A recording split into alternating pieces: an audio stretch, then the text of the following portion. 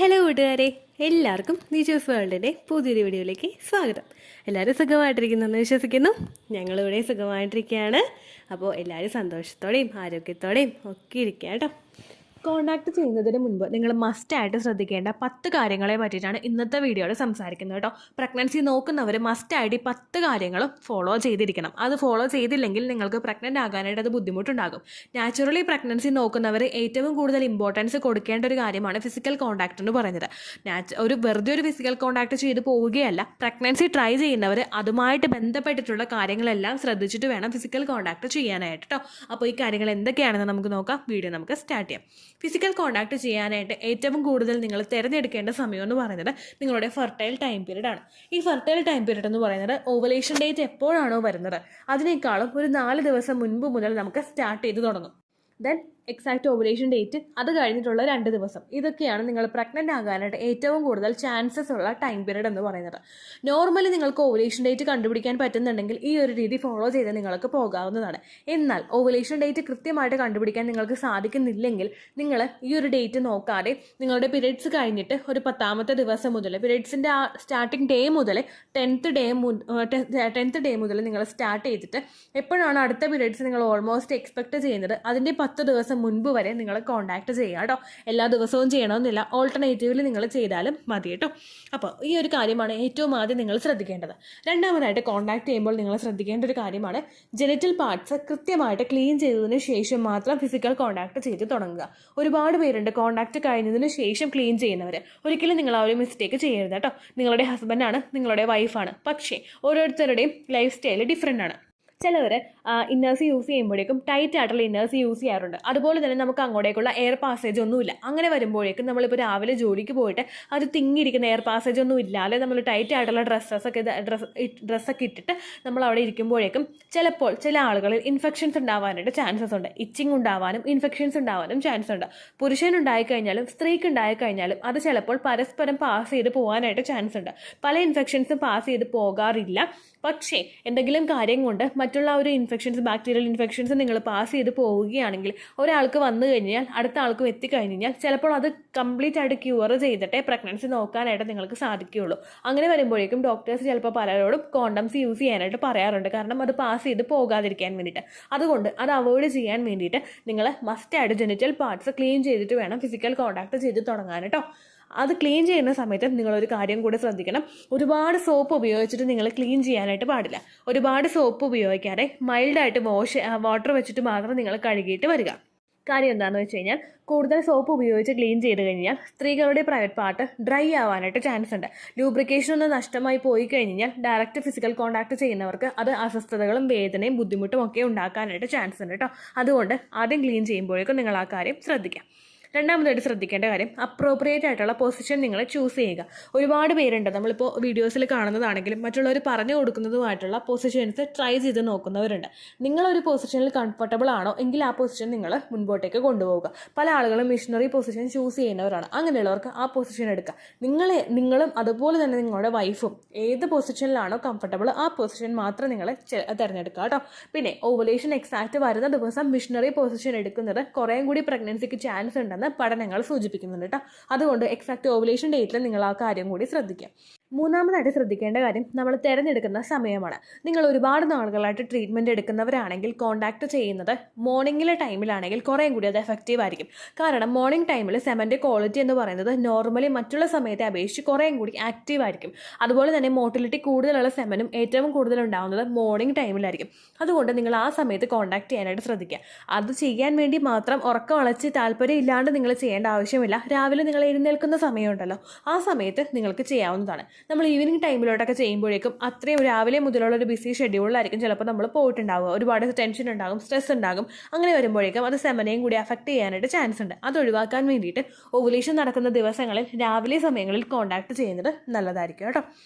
അടുത്തതായിട്ട് ശ്രദ്ധിക്കേണ്ട കാര്യം ഫോർപ്ലേ ആണ്. സ്ത്രീകൾക്ക് ഏറ്റവും കൂടുതൽ ഇമ്പോർട്ടൻ്റ് ആയിട്ടുള്ള കാര്യമാണ് ഫോർപ്ലേ എന്ന് പറയുന്നത്. ഫോർപ്ലേ ചെയ്യാതെ പ്രഗ്നൻസി കിട്ടുമോ എന്ന് ചോദിച്ചു കഴിഞ്ഞാൽ തീർച്ചയായിട്ടും പ്രഗ്നൻസി കിട്ടും. ഒരു റേപ്പ് വിക്ടിം പ്രഗ്നൻ്റ് ആകുന്നത് ഫോർപ്ലേ കിട്ടുന്നത് കൊണ്ടല്ല. ആ കാര്യം നിങ്ങൾ ശ്രദ്ധിക്കണം. ഒരുപാട് പേര് കമൻസിൽ ഒന്ന് ചോദിക്കുന്നുണ്ട് ഫോർ പ്ലേ ഉണ്ടെങ്കിൽ മാത്രമേ പ്രഗ്നൻ്റ് ആകൂ എന്നുള്ളത്. അതൊരിക്കലും അങ്ങനെയല്ല. പക്ഷേ ഫോർ പ്ലേ നിങ്ങൾ ചെയ്യുന്നത് വഴി നിങ്ങളുടെ സെർവിക്സ് കുറേ കൂടി ഡൈല്യൂട്ട് ആകുന്നു, അവിടെയുള്ള മസിൽസൊക്കെ കുറേ കൂടി വികസിച്ച് വരുന്നു. അങ്ങനെ വരുമ്പോഴേക്കും സ്പേമിൻ്റെ യാത്ര കുറേ കൂടി സ്മൂത്തായിട്ട് ശരീരത്തിനകത്തേക്ക് കയറുന്നു.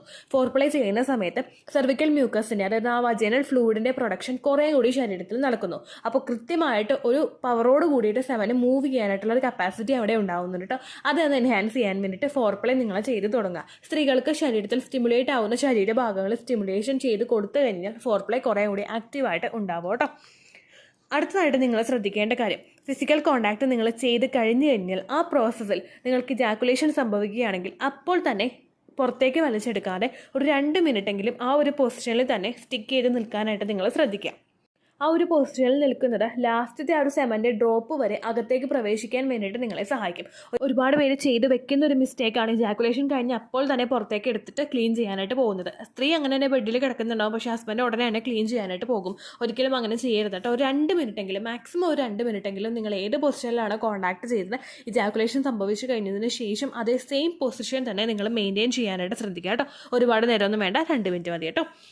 ആറാമതായിട്ട് നിങ്ങൾ ശ്രദ്ധിക്കേണ്ട കാര്യം, നിങ്ങൾ കോൺടാക്ട് ചെയ്ത് കഴിഞ്ഞ് കഴിഞ്ഞാൽ ഒരു 15 മിനിറ്റ്സ് എങ്കിലും അതുപോലെ തന്നെ ബ്രെഡിൽ കിടക്കാനായിട്ട് ശ്രദ്ധിക്കുക. ഗ്രാവിറ്റി ഫോഴ്സ് എന്ന് പറയുന്ന ഒരു ഫാക്ടർ ഉണ്ടല്ലോ, അത് ചിലപ്പോൾ ചില സ്ത്രീകളിൽ നമ്മുടെ ആ ഒരു ഇജാക്കുലേഷൻ സംഭവിച്ച് പുറത്തേക്ക് വരുന്നതിന് കാരണമാണ്.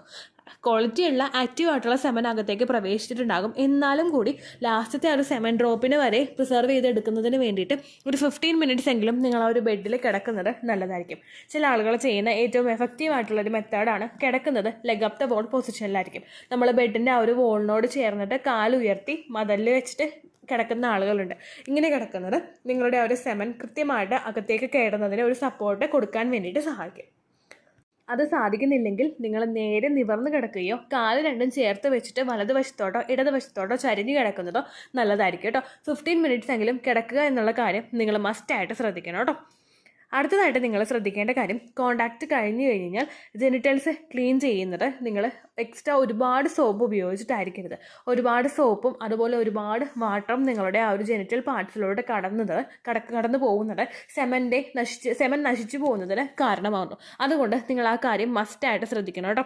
ചില ആളുകൾ ചെയ്ത് വെക്കുന്ന ഒരു മിസ്റ്റേക്കാണ്, ഒരുപാട് ആ കോണ്ടാക്ട് കഴിഞ്ഞല്ലോ എന്ന് വിചാരിച്ചിട്ട് അതിൻ്റെ ലൂബ്രിക്കേഷനൊക്കെ കളയാൻ വേണ്ടിയിട്ട് നല്ലതുപോലെ സോപ്പിട്ട് പതത്തിയിട്ട് ക്ലീൻ ചെയ്യും. ചിലർ ഇൻറ്റിമേറ്റ് ഹൈജീൻ പ്രൊഡക്ട്സ് നല്ലതുപോലെ പതപ്പിച്ചിട്ട് ക്ലീൻ ചെയ്യാനായിട്ട് തുടങ്ങും. ഒരിക്കലും അങ്ങനെ ചെയ്യേണ്ട ആവശ്യമില്ല. അതുപോലെ തന്നെ ചിലവരുണ്ട് ഹാൻഡ് ഷവർ എടുത്തിട്ട് നല്ലതുപോലെ പ്രഷറിൽ അടിച്ച് ക്ലീൻ ചെയ്ത് കഴുകുന്നവരുണ്ട്. ആ ഒരു പ്രോസസ്സ് നിങ്ങൾ ചെയ്യേണ്ട ആവശ്യമില്ല. പുറമേയുള്ള ഭാഗങ്ങളിൽ നിങ്ങൾ നല്ലതുപോലെ വാട്ടർ ഉപയോഗിച്ചിട്ട് ക്ലീൻ ചെയ്താൽ മതിയായിരിക്കും കേട്ടോ. ഒരുപാട് സോപ്പ് ഉപയോഗിച്ചിട്ട് ക്ലീൻ ചെയ്യാതിരിക്കുക.